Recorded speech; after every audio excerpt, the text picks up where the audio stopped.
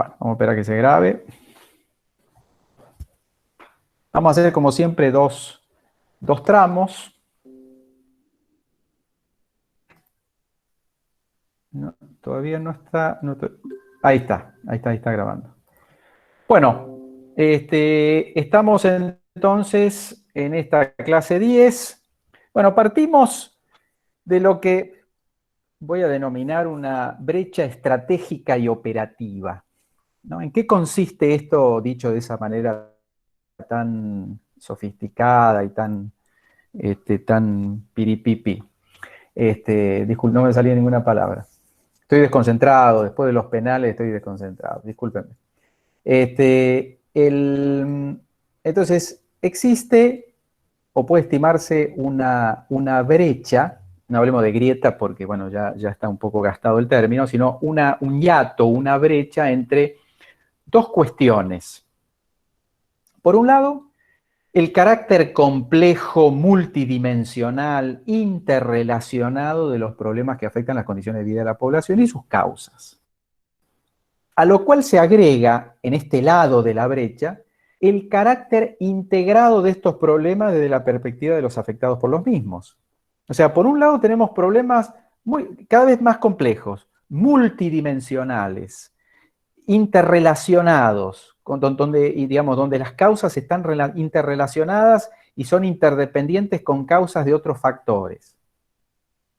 Y a su vez, lo que tenemos es que una población que, sufre esos problemas, padece esos problemas y los visualiza de una manera unitaria, porque afectan sus condiciones de vida de manera unitaria, ¿no? La población no va discriminando, decir, no me afecta esta parte, una parte de esto, y esto deviene de la particularidad de la dimensión esta, y esta dimensión no, y esta dimensión sí. No, si de repente padece una situación de déficit habitacional, lo padece como problema que le afecta integralmente. Lo mismo si está afectada por una inundación o está afectada por la pérdida de empleo. Entonces, la población tiene esa percepción sobre el problema. Por otro lado, del otro lado de la brecha, lo que hay es algo que conversábamos en parte hace un par de semanas atrás, cuando veíamos esos análisis de sectores y con los roles especializados de las distintas agencias, es que la intervención pública tiende a ser fragmentada a partir de la intervención de sectores y de intervenciones por emergentes muy parciales. Entonces, por supuesto que eso es una caracterización general, pero uno tiende a ver que el Estado, que se ha ido construyendo sus instituciones públicas a partir de saberes especializados, a partir de miradas digamos, análisis abordajes de emergentes parciales de un problema, tiende a tener una intervención fragmentada, que es sectorial, pero también es interjurisdiccional también. Entonces, ese es un problema, digamos, porque ya vamos a ver, este es un problema que provoca varias cuestiones operativas, digamos. Por lo pronto, una cuestión que es que la pobreza, la desigualdad, la innovación, la competitividad, el ambiente, la seguridad, no son estrictamente sectoriales, ¿no? Independientemente de que haya algún ministerio que tenga ese nombre. Ninguno de estos, salvo ambiente y seguridad, pero puede haber alguno que intente abarcar ese título abarcador, digamos, de distintas manifestaciones. Pero esos problemas no son sectoriales, independientemente de que se le asignen o se le cuelguen a algún ministerio o alguna agencia en particular. Entonces, el Ministerio de Desarrollo Social no es el responsable de abordar la situación de pobreza, no es el responsable, es quien aparentemente se le asigna eso, pero es impertinente hacerlo, es desatinado. ¿En qué sentido? Que la situación de pobreza deriva de una multiplicidad de fenómenos muchas veces alineados, muchas veces que se refuerzan entre sí y que abarcan cuestiones que tienen que ver con el capital humano, con las capacidades humanas en términos de educación, salud, pero cuestiones también que tienen que ver con la inserción en un aparato productivo, con el acceso a bienes y servicios, con su rol en la cadena impositiva en términos de aportes y recepción de bienes y servicios públicos. Entonces, la verdad que una estrategia de pobreza es una estrategia que tiene por lo pronto al Ministerio de Hacienda y a la FIP como un actor clave, por lo pronto, clave. Y obviamente a la naturaleza del gasto público en general, a la inversión en educación, al manejo macroeconómico, porque la verdad que la inflación o el incremento de precios afecta preponderantemente a quienes tienen ingresos inestables y fijos, ¿no? Y bajos, por lo pronto, que no tienen ninguna posibilidad de acumular, de atesorar, y que sufren una pérdida permanente de los ingresos.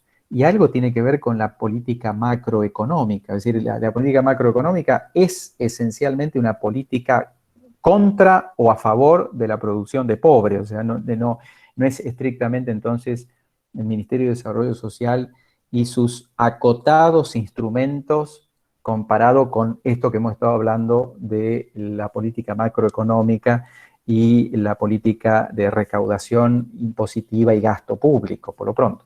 Entonces, lo que pasa es que las organizaciones públicas se organizan sectorialmente y microsectorialmente y justamente para desarrollar conocimientos, pero después pierden fuerza en cuanto a la intervención.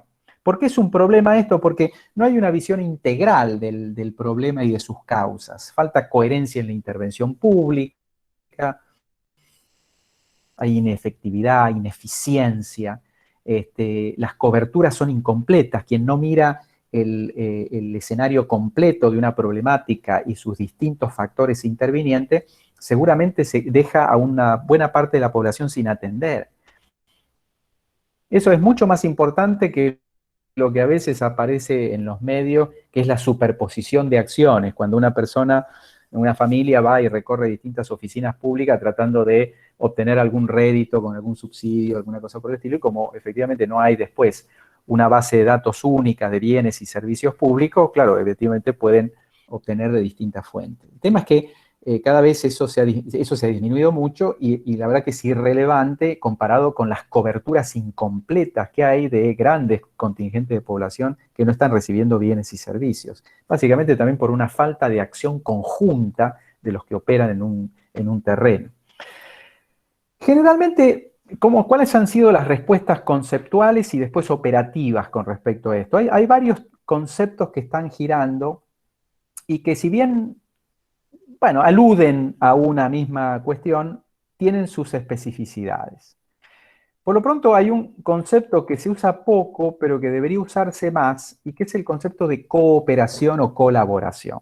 Porque finalmente en esto tiene que haber prima facie una estrategia y una cultura de colaboración y de cooperación interinstitucional. En ese sentido, la cooperación-colaboración, ¿qué significa? Acción de aunar esfuerzos y de actuar conjuntamente. Es decir, es una predisposición a la acción conjunta. Se usa mucho más el término, y de hecho lo vamos a utilizar un poquito más, el término de coordinación. La coordinación supone grados de cooperación y colaboración, obviamente, si no, no habría sentido. Pero específicamente coordinación se asocia a coordenar, que tiene que ver con ordenar en el diseño y en la práctica la secuencia de los compromisos de las organizaciones públicas en vistas a un objetivo común. Coordinar es establecer una matriz de intervenciones donde se establezca la secuencia de producción de los aportes de cada quien. Eso implica coordenar y coordinación, más allá de otro concepto que a veces lo puede confundir con cooperación. Yo estoy tratando casi, haciéndome el pillín y tratando de especificar así todos los conceptos. Después se dice más de brocha, claro, yo te voy a decir como con un pincel digamos, de brocha fina, pero brocha gruesa, digamos, muchas veces se dice coordinación en términos generales. Alrededor del término coordinación también hay otros conceptos que están asociados a ese concepto de coordinación que muchas veces reemplaza al de cooperación, y es cuando se habla de integración, que puede aludir a cualquier cosa, pero que en principio debería reservarse o podría reservarse para lo que es el ordenamiento conceptual, cuando conceptualmente se asocian las intervenciones, porque se vinculan las dimensiones que tienen que ser abordadas. Entonces, tengo una política, no sé, hacia la juventud integrada. ¿Qué quiere decir? Es que conceptualmente he podido identificar las dimensiones sobre las cuales hay que trabajar en el desarrollo juvenil, y esto de alguna manera me permite hacer una intervención ordenada y armónica, porque he integrado conceptualmente las dimensiones. También específicamente uno puede hablar de coordinación interorganizacional. Es, a partir de esa integración, es ordenar la secuencia de los compromisos organizacionales. Bueno, ¿quién hace qué? ¿Y con qué secuencia y con qué revisión? Y después hay un concepto que se usa también bastante, que es el de articulación, y que tiene que ver con la coordinación, obviamente, pero sí con un foco territorial muy concreto, ¿no? Cuando se articula en el territorio se articulan intervenciones y se habla, de alguna manera, son la expresión operativa en el territorio de la posibilidad de alguna integración y de alguna decisión de coordinación interorganizacional. Hay muchos que pueden estar preguntando, ¿y por qué pierdo tiempo con tanta especificación? Pero básicamente porque hay muchos conceptos dando vuelta y es preciso tratar de diferenciar algunos de sus sentidos, más allá que después agarremos uno de ellos y como brocha gorda definamos todo al bulto, ¿no? No a la balanza, sino al bulto. Otro concepto importante es el de intersectorialidad, que de hecho puede estar asociado al concepto de cooperación o al concepto de coordinación o al concepto de integración también, que tiene que ver con la acción conjunta y el involucramiento de agencias públicas, efectores de distintos sectores. Es decir, es poder digamos, simplemente aunar conexiones entre distintos sectores. Y después, por otro lado, otro de los conceptos que se ha utilizado para reducir esa brecha es el concepto de transversalización, que ha tenido obviamente un gran auge con los estudios de género, pero no se limita al enfoque de género estrictamente, porque uno puede transversalizar distintos enfoques. ¿Qué quiere decir? Que un enfoque determinado tiene que ser utilizado en el tratamiento de todos los asuntos de política pública a cargo de las distintas organizaciones públicas. O sea, que tengo que incluir en el tratamiento de los distintos temas un enfoque de manera complementaria, pero transversalmente en toda la administración pública. Entonces, bueno, el más común ha sido el de género, que es que, bueno, cada vez más se impone la posibilidad de trabajar o de, digamos, incluyendo en las decisiones, que las decisiones analicen su efecto en términos de derechos de género y de afectación digamos, de roles de género, y eso en las políticas quizás más tradicionalmente asociadas, como actualmente en el Ministerio de Obras Públicas de la Nación hay una oficina inclusive específica de obra pública con perspectiva de género. Pero se puede tomar otra perspectiva, la perspectiva de los derechos humanos, que también yo he visto aplicaciones respecto de esto, es decir, que cada una de las intervenciones, digamos, se analice digamos, que se tome una decisión considerando bajo el tamiz de los derechos humanos y de sus principios, de indivisibilidad, de coproducción, de identificación de derechos habientes y obligados, bueno, toda esta perspectiva. El enfoque de ambiente también, ¿no? La perspectiva del ambiente, o alguna perspectiva sobre el ciclo vital, etcétera, etcétera. Vamos quizás a dedicarnos un poco más a lo que vamos a llamar la coordinación interorganizacional, que está suponiendo la cooperación y la colaboración interorganizacional, pero tiene que ver, es quizás el término más conocido de colaboración interorganizacional, y vamos a hablar un poquito de qué se trata. Obviamente, Como proceso tiene un carácter técnico y político, tanto analítico e instrumental a la vez. Está orientado al logro de coherencia y después de buscar la articulación en el territorio de las distintas intervenciones. Para Licha y Molina, un trabajo que no está en la bibliografía obligatoria, es una función estatal, ¿no? Que tiene que ser cumplida para garantizar, garantizar la integralidad conceptual y después que sea soporte para la articulación en el territorio. Los tipos de coordinación pueden ser formales, cuando existe alguien a cargo formalmente de una tarea de coordinación, o cuando se establece una instancia formal, un comité, un grupo de trabajo, etcétera, un gabinete, etcétera, pero también informal a través de una sucesión de contactos interpersonales y canales informales. Puede ser vertical, en términos de dotar de coherencia la intervención pública, desde la intervención estratégica hasta las decisiones de carácter más operativa, o quizás, y esto es el aspecto que más vamos a mencionar, más horizontal, es decir, cómo actúan en un mismo ámbito de gobierno, o aunque sean en distintos ámbitos de gobierno, pero donde no exista jerarquía específicamente, y donde hay una dosis de intersectorialidad importante, cómo efectivamente ordenan sus intervenciones en el marco de una acción conjunta a las distintas organizaciones. La coordinación, obviamente, es un medio para lograr mejores resultados, porque supone acción conjunta y supone la definición de un orden, pero está pensado, no se agota en sí misma, se hace simplemente porque hay que lograr mayor efectividad, minimiza la duplicación, avanza sobre intervenciones más coherentes. Bueno, esto algo hemos mencionado anteriormente. Hay un trabajo que es de Guy Peters, que de alguna manera establece algunos niveles de coordinación. No está en la bibliografía obligatoria, no pido que lo aprendan de memoria, pero simplemente para ir pensando un poco en términos de cómo se van garantizando u obteniendo niveles de coordinación crecientes. Y por lo pronto hay un nivel básico, que es cuando los distintos actores al menos se reconocen entre sí. Al reconocerse entre sí, es posible que alineen sus intervenciones de manera, digamos, de manera unilateral. O sea, por ejemplo, si aquel hace lo otro, bueno, yo me concentro en esto otro. De alguna manera lo que están haciendo es alguna forma muy desde la negativa de acción conjunta y de coordinar, es decir, establecer una responsabilidad diferencial en las instituciones y eventualmente algún orden. Pero eso es muy, muy preliminar.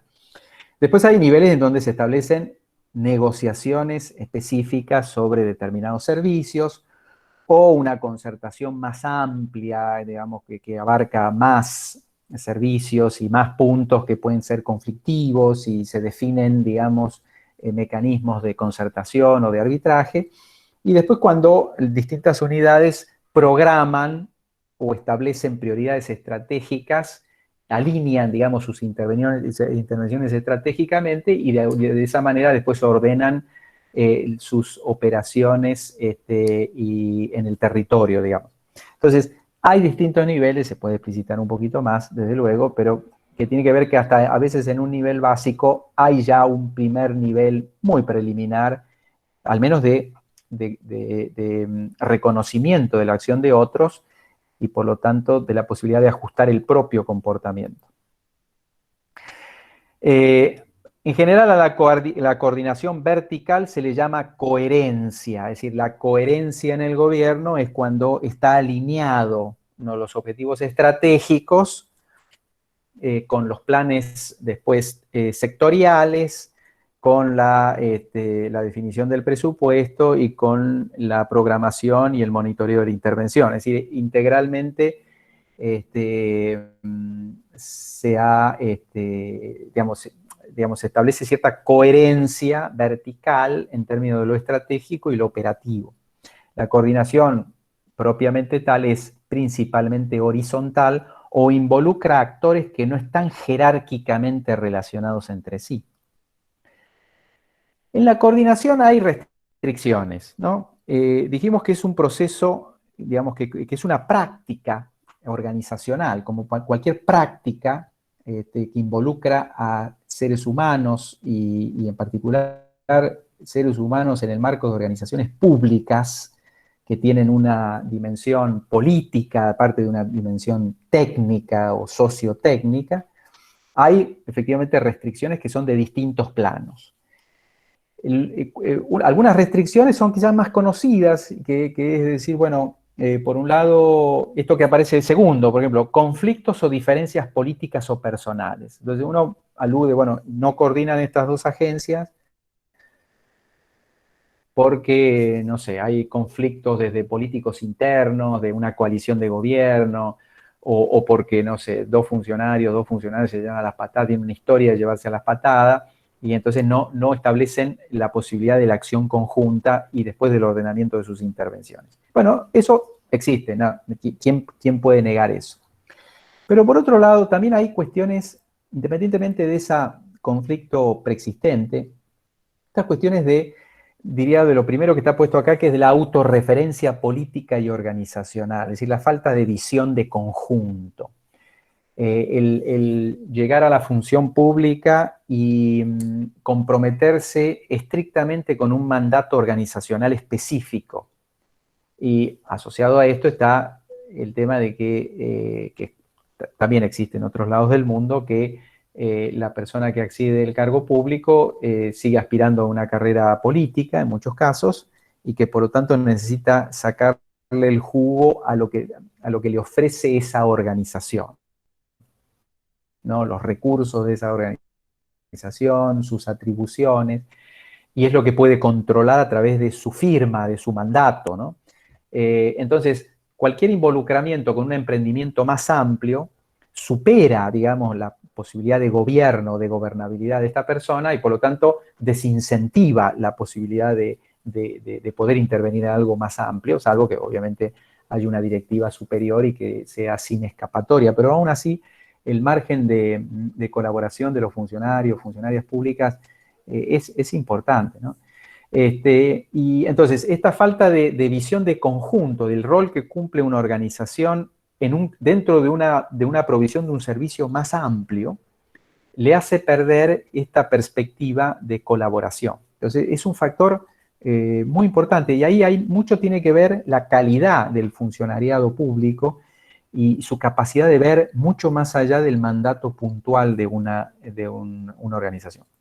Otro aspecto que obviamente es soslayado totalmente, soslayado digamos, por esta noción que puede ser muy, muy corrosiva, que es que cuando alguien dice acá hay voluntad política, que puede ser una de las frases más corrosivas que hay, porque en realidad es una condición necesaria, pero está lejos de ser suficiente para llevar adelante políticas públicas, y es el tema de la heterogeneidad organizacional. Es decir, estamos lidiando con organizaciones que tienen culturas muchas veces muy distintas entre sí, que tienen normas, tecnología, forma de gestión de recursos humanos, bueno, distintas cuestiones, y que justamente lo que hay que hacer es no solamente sacarse una foto y establecer un compromiso de acción conjunta, sino trabajar sobre las dificultades que van a implicar, que van a estar implicadas en esa acción conjunta. Es decir, por ejemplo, dos sectores muy formalizados,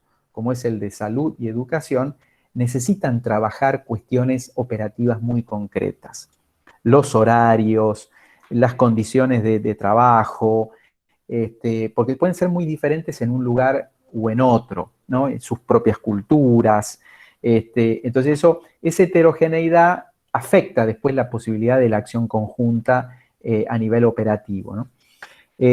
También la falta de incentivos organizacionales. Si uno está en una organización, hay que ver, uno debería, en sus términos de su trabajo, en su descripción de trabajo, cuántas cosas hablan de poder coordinar, de poder actuar conjuntamente con otras organizaciones. Posiblemente nada de eso, porque como le escapa un poco a la gobernabilidad de la organización, en general la organización lo desincentiva.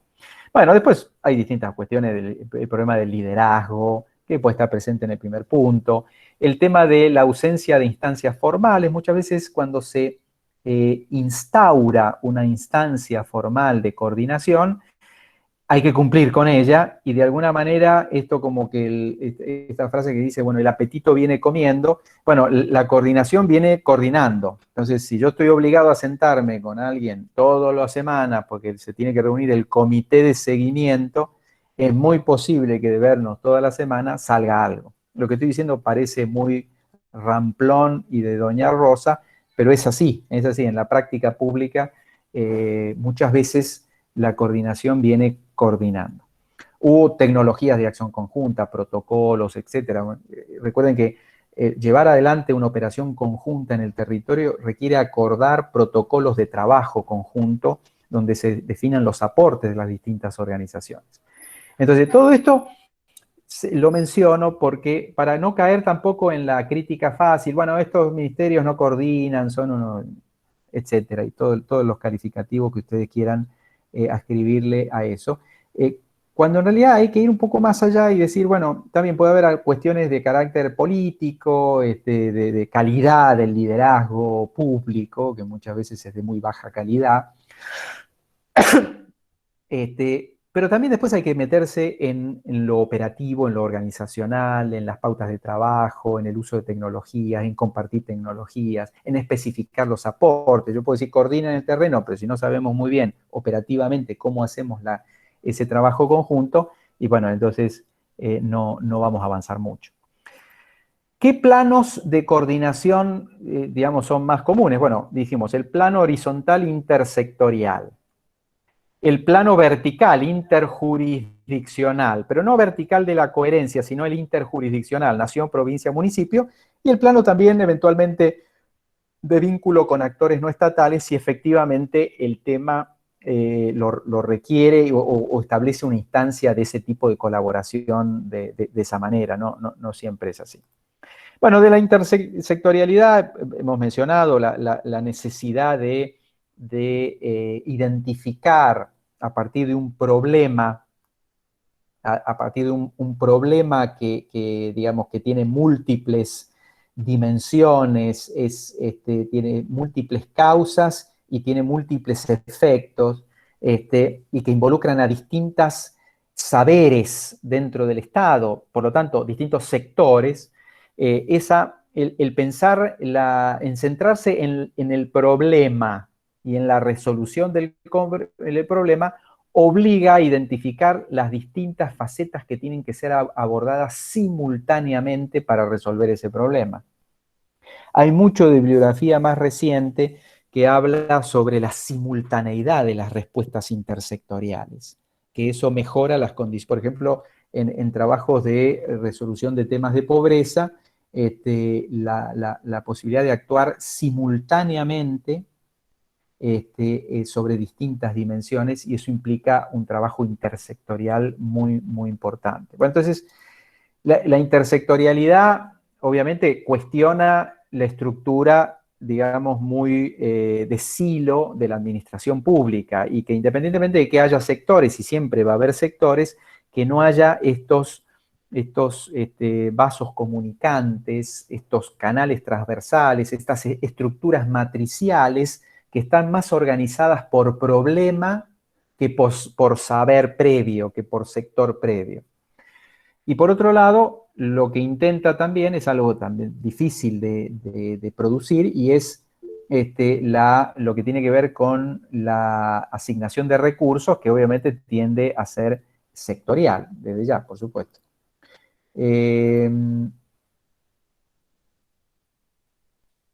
Está bien, no hay problema. Bueno, un ejemplo de coordinación intersectorial fue la creación en su momento del Consejo Nacional de Coordinación de Políticas Sociales. Eso fue en el año 2002, en la presidencia de Duhalde.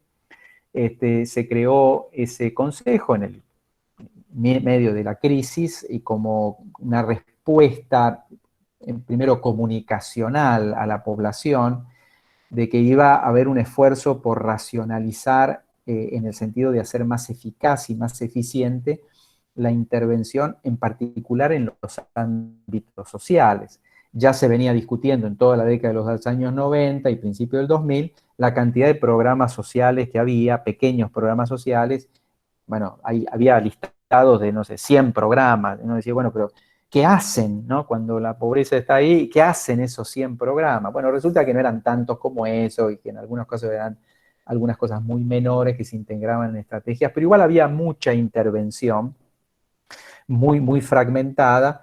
Y entonces, bueno, el Consejo es una instancia, es una especie de organismo que tiene alguna, no es un organismo descentralizado, es un organismo que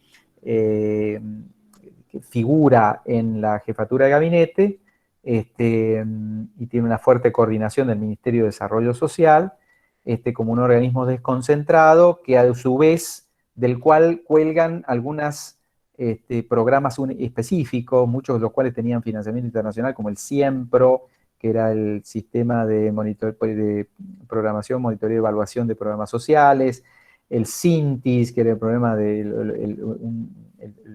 el programa que buscaba integrar los distintos sistemas de información.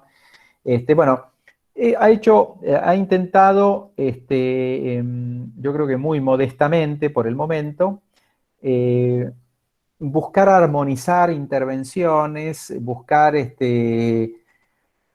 unificar intervenciones para tratar de fortalecerlas a partir de pocos y más efectivos programas. Eso ha ido ocurriendo, es cierto, no sé tanto por intervención de este Consejo Coordinador como por decisiones que después fueron articulando intervenciones. Por ejemplo, la creación de un organismo, ya se venía haciendo con los programas jefes y jefas de hogar, familia, pero después con la puesta en marcha de la asignación universal por hijo, claro, hay un programa con un volumen muy importante de recursos que de alguna manera se orienta a la transferencia de ingresos a sectores populares y vincula en su intervención otras prestaciones desde el punto de vista de la salud o de la educación. En principio, tratar de unificar en grandes intervenciones que puedan ser después monitoreadas de manera más sencilla. Después, posteriormente, siempre van apareciendo, es muy discutible la creación disculpen, la creación de la tarjeta alimentar como algo separado de la UH, ¿no? Entonces donde aparece otro sistema de pago paralelo, claro, no asociado necesariamente a los mismos requisitos que el de la UH, pero con muchos elementos en común y no aprovechando ese canal de intervención y bueno, ya he tenido algunas críticas por no integrarse plenamente, y eso muchas veces tiene que ver con que los distintos gobiernos necesitan mostrar etiquetas distintas o nombres distintos, o incluso los ministerios necesitan decir yo hago esto y aquel hace eso y aquel a lo otro. Bueno, el tema es que en esa lucha más sectorial y mezquina sobre yo hago esto, lo otro, la pregunta es en conjunto, ¿cómo está actuando el Estado en términos de transferencia de ingresos a sectores populares? Ahí, bueno, hizo un salto muy importante con el incremento de la pobreza, sobre todo a partir del 2002-2003, pero después aparecen nuevas intervenciones que fragmentan la intervención nuevamente. Otro elemento bastante importante es la coordinación intergubernamental, pero intergubernamental acá quizás no está bien precisado bien, pero es de jurisdicciones gubernamentales, ¿no? Que tienen que ver con el ámbito federal, nacional, los ámbitos subnacionales. Y bueno, el trabajo de Repetto y Fernández, que es uno de los trabajos que un poco apoya esta temática, hace una caracterización de las distintas posibilidades que hay en las relaciones intergubernamentales multinivel, dependiendo cuál es el nivel de centralización en las políticas públicas y el nivel de coordinación que hay en las relaciones intergubernamentales. Entonces tenemos dos posiciones distintas. Cuando hay baja coordinación y una alta centralización, hay coordinación jerárquica. Lo que decide el gobierno nacional se hace para abajo sin ningún tipo de negociación. Si en realidad es baja todo, es decir, si es baja la coordinación y es baja la centralización, hay una gran dispersión, hay mucho desorden en cuanto a provisión de servicios. Una opción mucho más interesante es cuando se dan, sobre todo en el caso argentino, es cuando se da un nivel de centralización no tan alto, no diría tan bajo, pero no tan alto en el caso argentino, porque las provincias tienen una injerencia significativa en muchísimos planos de política social, pero se da un nivel de coordinación muy alto. Entonces lo que hay ahí es lo que se llama el gobierno multinivel, o sea, un gobierno que se expresa ordenadamente a través de sus distintos niveles, y eso muchas veces se logra, y muchas veces se ha logrado, y hay algunos casos que se pueden mostrar, y en otros, bueno, la experiencia puede no ser tan exitosa. Simplemente creo que cierro acá ahora en esta parte, se ha hablado cada vez más de la integración de servicios públicos, ¿no? Y de servicios sociales en particular, ¿no? Con esto que decía de esa crítica sobre todo, que parece como más irritante, una situación más irritante en las áreas sociales, cuando uno dice, pero justamente ahí habría que hacer el mayor esfuerzo para centralizar, organizar, armonizar, integrar recursos, para ser muy efectivos, digamos, en la respuesta y no tener así una variedad de kioscos actuando de manera fragmentada y con escaso impacto. Y entonces, bueno, se ha pensado, ha habido mucha reflexión, después vamos a dar algún ejemplo, y hay distintas formas de integración que pueden darse de los distintos servicios a través simplemente de la información o interorganizal o programática u operacional, o sea, hay distintas, digamos, como niveles, digamos, de integración, y hay algunas modalidades que simplemente menciono algunas, por ejemplo, que son un poco la conjunción de esos distintos dimensiones de integración, es, por ejemplo, modalidades concretas, integrar la información, ¿no? Entonces, cuando uno encuentra en un gobierno que se ha integrado la información sobre las necesidades, sobre las prestaciones y servicios, sobre los derechos de las personas atendidas, etcétera, etcétera, uno facilita que haya mayor acción conjunta. Es un primer nivel, es preliminar, pero es un primer nivel de integración en el sentido de que yo tengo una base de datos común y permito que las organizaciones traten de no superponerse, porque ninguna organización quiere superponerse a otra, en principio, y trata digamos, de ampliar o de encontrar nichos, digamos, o espacios no atendidos. Otra estrategia es la facilitación de la entrega de las prestaciones, cuando uno identifica un espacio físico y lleva a las distintas organizaciones que prestan servicios públicos a un mismo espacio físico. De alguna manera, el espacio físico y la contigüidad facilita la integración, facilita el trabajo, porque la población que accede a esos servicios públicos, de alguna vez se encuentra con las distintas ofertas, esas ofertas tienden a actuar mejor en un espacio físico contiguo y se evitan también las superposiciones. La satisfacción de estándares mínimos, que implica, por ejemplo, no sé, lo que era el programa en su momento, el Chile Solidario, que había establecido unos estándares mínimos para ser satisfechos a un conjunto de población, y ese conjunto de estándares podía ampliarse en la medida que hubiese más recursos. Entonces, de alguna manera, lo que establecía es todos los ciudadanos tienen derecho a tantas cuestiones y obliga a los distintos oferentes a tener a toda esa base de datos y ofrecerles lo que tienen derecho a todos ellos. O sea, simplemente es ordenar mucho mejor las respuestas. O integrar a partir de un eje movilizador, lo que hacen muchos de los programas de transferencia condicionada de ingresos. O sea, a través del ingreso obligo digamos, a que se completen otros servicios, si no, no tienen el ingreso. Eso que hemos discutido en alguna oportunidad, si eso debe hacerse o no debe hacerse, ha resultado una práctica operativa muy importante. Y después, la generación de equipos de tratamiento multidisciplinario. Esto quizás para aspectos más puntuales, para situaciones de casos, más propios incluso a veces del trabajo social, pero que, digamos, distintos especialistas tratan una familia, una comunidad, un caso desde distintas perspectivas y de alguna manera proponen una respuesta unificada e integrada.